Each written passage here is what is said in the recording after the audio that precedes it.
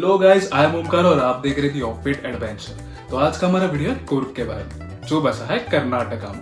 तो चलिए वीडियो को शुरू करते हैं। लेकिन अगर आपने इस चैनल को सब्सक्राइब नहीं किया है तो जल्दी से सब्सक्राइब बटन दबा दीजिए। So let's get started. तो ये कहानी है हमारे कुर्ग के ट्रिप के बारे में। कुर्ग के ट्रिप के बारे में हमने कुछ प्लान तो किया नहीं था, बस एक रात पहले सोचा और अगले दिन मैसूर से कुर्ग निकल गए। तो कुर्ग जाते जाते हमें पता चला कि कुर्ग को ऐसा छोटा सा टाउन ही है ऊटी जैसा। कुर्ग एक बहुत बड़ा डिस्ट्रिक्ट है। तो यहाँ पे जो टूरिस्ट प्लेसेस है ना दोस्तों, वो सारी ऐसी दूर दूर बिखरी हुई है। तो तुम्हारे भाई ने क्या किया, तुम्हारे भाई ने फट से गूगल किया places to visit in Coorg. तो हमें बहुत सारी जगह मिली, तो उसमें से हमने कुछ कुछ जो अच्छी लगी वो सिलेक्ट की और कुछ हमने अलग से ढूंढी। तो वैसे ही चलते चलते सबसे पहले हम पहुंचे डुबारी एलिफेंट कैंप में। तो ये जो डुबारी एलिफेंट कैंप है ना दोस्तों, ये आपको कुर्ग के ऑन द वे दिखेगा। लेकिन जब हम वहां पहुंचे तब तक तो 12 बज चुके थे और था उनका लंच टाइम चालू। तो हम तो अंदर गए नहीं, तो हमने सोचा अब करें क्या। तब हमारा ध्यान गया, वहां से बह रही थी कावेरी नदी। और कावेरी नदी में क्या हो रहा था पता है दोस्तों? White water river rafting. जी हाँ, व्हाइट वाटर रिवर राफ्टिंग। और यहाँ की रैपिड्स भी इतनी तेज होती है ना, जैसे ऋषिकेश में होती ना, सेम वैसी। लेकिन हम गए थे मार्च में शायद से, तो तभी तो रैपिड्स थी नहीं, पानी बहुत कम था। कम नहीं था, ओकेज था और पानी बहुत स्टिल फ्लो हो रहा था। तो वो नजारे थे ना जो दोस्तों, बहुत अमेजिंग थे। तो हमने वही स्लो पानी में रिवर राफ्टिंग की थे। आइए देखते हैं हमने क्या देखा।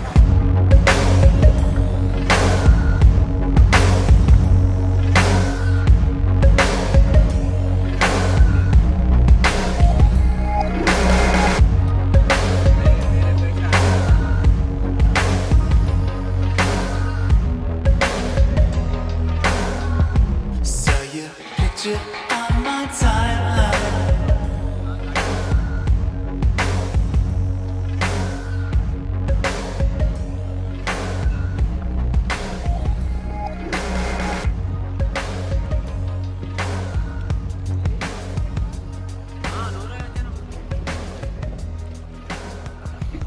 भैया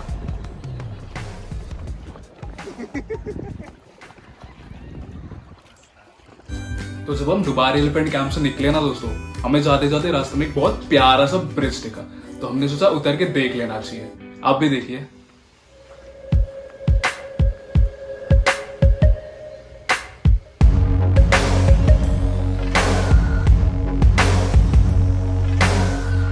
saw your picture on my timeline.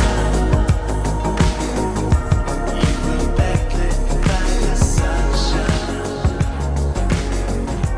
Couldn't text across the skyline. Decided as I scroll by.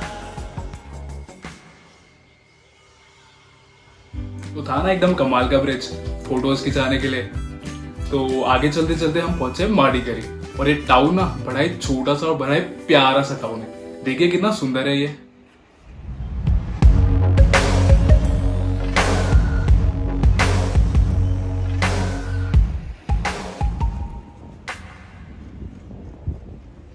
तो यहाँ पहुंच के हमने लंच वगैरह सब कर लिया। अब टाइम था रूम ढूंढने का। तो हमने सोचा है, मतलब कुर्ग में आए हो तुम और ऐसे नॉर्मल रूम्स में रहोगे, तो हमने सोचा कि कोई रूम होना चाहिए, तो ऐसा मस्त व्यू वाला रूम होना चाहिए। तो ऐसे हमारे रूम की तलाश चालू हुई। तो हमने सोचा कि यार कहाँ ढूंढे रूम ऐसा व्यू वाला। तो मेरा दोस्त था अर्पित करके, तो उसने बोला कि राजा सीट पे रूम अच्छा मिल सकता है। एक सेकेंड, आपको तो पता नहीं होगा राजा सीट क्या है। तो राजा सीट माडीगरी का वो पॉइंट है जहाँ से पूरा व्यू दिखता है पहाड़ों का। तो और बाहर राजा बैठा भी करते थे। तो हम गए राजा सीट के वहां पे, और भाई साहब हम लोग इतने लकी थे ना कि हमारा जो एक्सपेक्टेशंस था ना रूम का, हमको उससे भी ज्यादा अच्छा रूम मिला। और वहां से जो व्यू आ रहा था ना दोस्तों, इतना गजब का था ना, मतलब अब देखते ही रह जाओगे।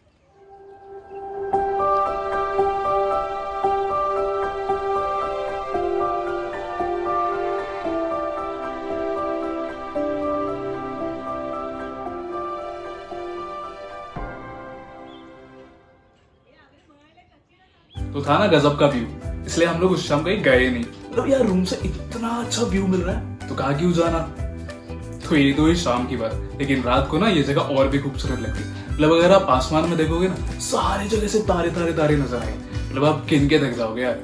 यकीन नहीं हो रहा है तो ये पिक्चर देख लीजिए।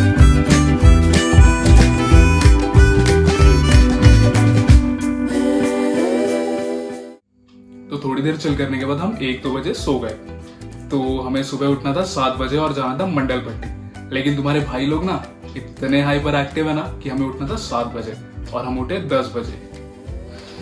तो अब हम सोच रहे थे करे क्या।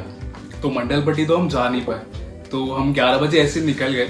यार भूख तो लगी थी ना, तो खाना तो था कुछ। तो हम गए टाउन में, और टाउन के जो स्टार्टिंग में एक रेस्टोरेंट है उडुपी करके। तो जब हम वहां गए ना, मतलब भाई साहब वहां से जो व्यू आ रहा था ना, मजा आ गया। मतलब क्या बताओ यार आप लोग को, खाने से पहले व्यू देख के पेट भर गया। एक सेकेंड, आपको यकीन नहीं हो रहा है? अभी दिखाता हूं।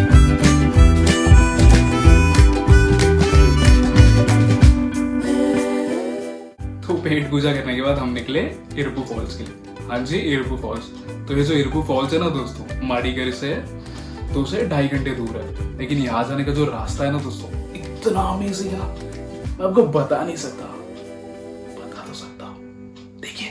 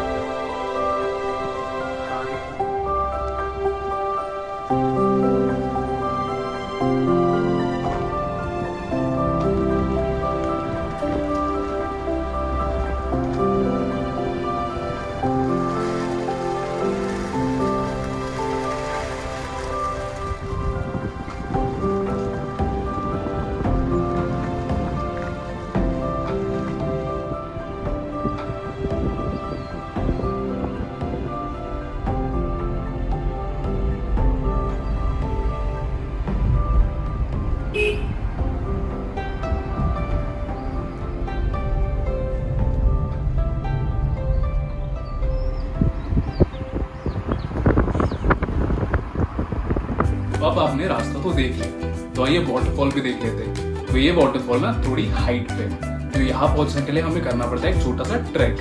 तो ये ट्रैक भी अपने आप में एक अलग एडवेंचर है। और हाँ, ये वाटरफॉल का जो पानी है ना, ये पूरा जंगल से बह के आता है। और जो जंगल से बह के पानी आता है ना दोस्तों, बहुत ठंडा होता है, सच मानिए। और एक और खासियत है वाटरफॉल की, मतलब बाकी सब वाटरफॉल तो हम दूर से देख सकते हैं ना, इसमें हम पानी में उतर भी सकते हैं सच में। तो आइए देखते हैं इरपू फॉल्स।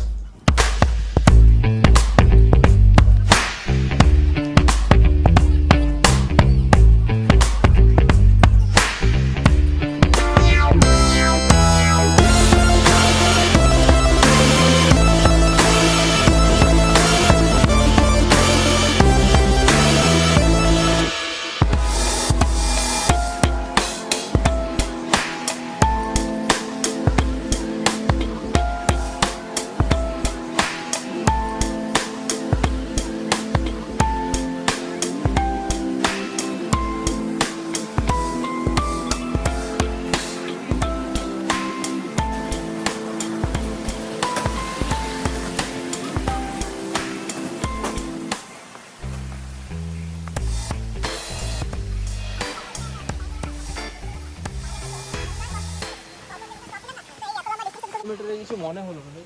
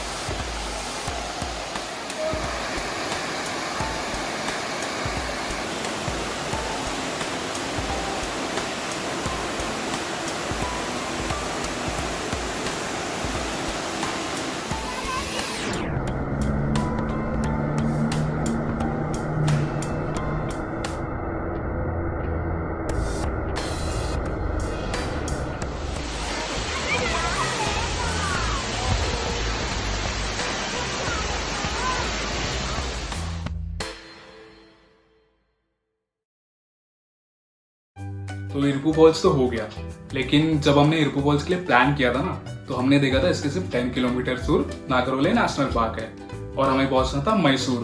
तो मैसूर जाने के लिए नागरहोले नेशनल पार्क से एक शॉर्टकट भी है। तो हमने सोचा भाई कि इरपू फॉल्स करके फिर नागरहोले करके फिर मैसूर जाया जाए। तो जी हाँ दोस्तों, अभी आता है हमारे ट्रिप का सबसे best part, Nagarhole national park. Nagarhole में एंट्री की ना तो हमने देखा दूर दूर तक कोई नहीं था, सिर्फ पेड़ थे और कोई नहीं था। और जो बर्ड्स की आवाज आ रही थी ना दोस्तों, इतनी अमेजिंग लग रही थी ना कानों के लिए, दिल को तो सुकून ही मिल गया। और हाँ, एंजाइटी लेवल ना सीधा यहाँ से यहाँ आ गया था। और आपको पता है हमने नेशनल पार्क में क्या क्या देखा? कैसे पता होगा, आइए देखते हैं हमने क्या क्या देखा।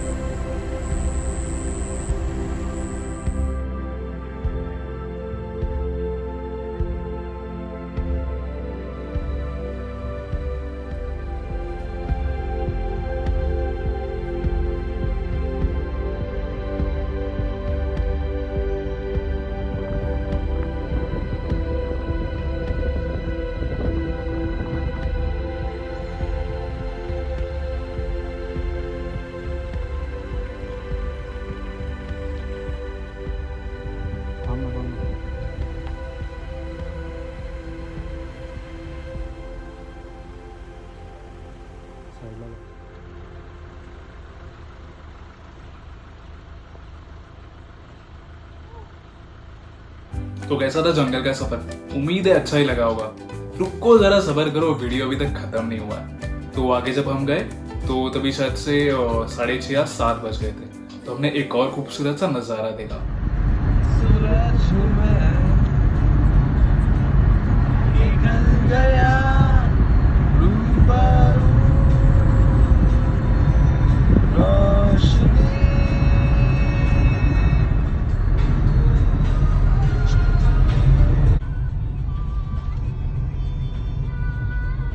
तो उम्मीद है गाइस आपको ये वीडियो अच्छा लगा होगा।